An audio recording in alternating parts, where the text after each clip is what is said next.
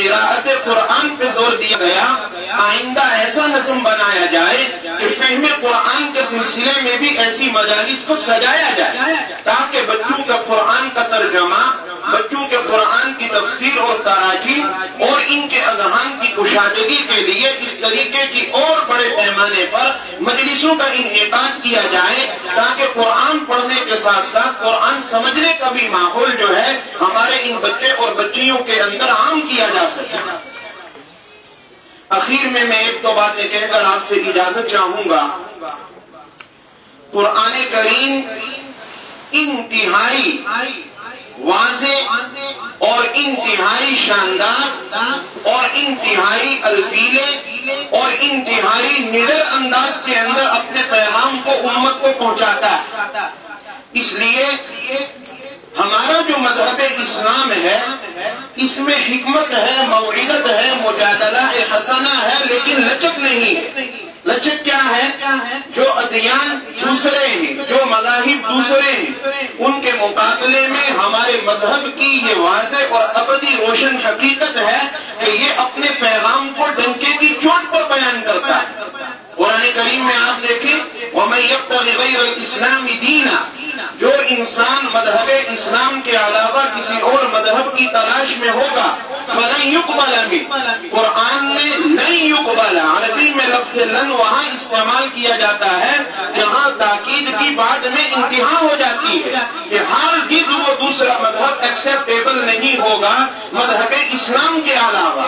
وَهُوَ فِي الْآخِرَةِ مِنَ الْخَاسِرِينَ، اور جو انسان دوسرے مذہب کو تلاش کرے گا وہ ٹوٹے میں ہے، وہ خسارے میں ہے، وہ نقصان میں ہے۔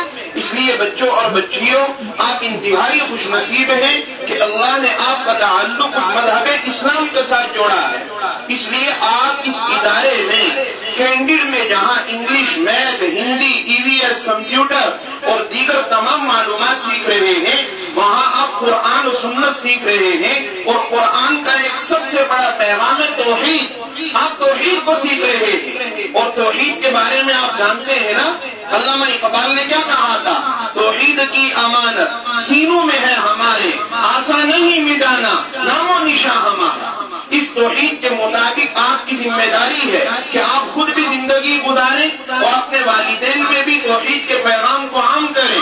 گلی گلی، نگر نگر، کوچا کوچا، ڈگر ڈگر اور نکڑ نکڑ پہ جب آپ جائیں تو آپ وہاں توحید کا اقرار کریں، کیونکہ میرے اور آپ کے آقا جناب محمد الرسول اللہ صلی اللہ علیہ وسلم نے مکہ میں بڑے بڑے جوادریوں اور بڑے بڑے چودھریوں اور بڑے بڑے مالداروں اور بڑے بڑے تاجروں کی طاقت کے نشے میں چور ہونے کے باوجود کسی قسم کی گھبراہٹ محسوس نہیں کی۔ آپ نے ڈنکے کی چوٹ پر بِإِذْنِ اللہ وہاں یہ آیت پڑھ کر سنائی کہ قُلْ هُوَ اللَّهُ أَحَدٌ، اللہ تعالیٰ کی طرف سے اعلان ہوا قرآن کی صورت میں، میرے نبی آپ ان کو کہہ دیجئے، کیا کہہ دیجئے؟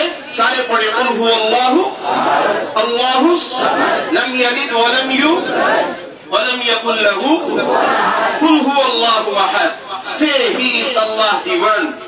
اے انتم رشی آپ کہہ دیجئے کہ ایشور ایک ہے۔ اے آقا علیہ السلام آپ اعلان فرما دیجئے، اسپشٹ کر دیجئے کہ اللہ ایک ہے، اللہ الصمد۔ کیا آپ علیہ السلام کو یہ معلوم نہیں تھا کہ مکہ کے لوگ میرے اینٹی ہو جائیں گے؟ کیا آپ کو یہ علم میں نہیں تھا کہ یہ میرے خلاف سازشیں کریں گے، پلاننگ کریں گے؟ لیکن اس کے باوجود آپ نے کیا فرمایا؟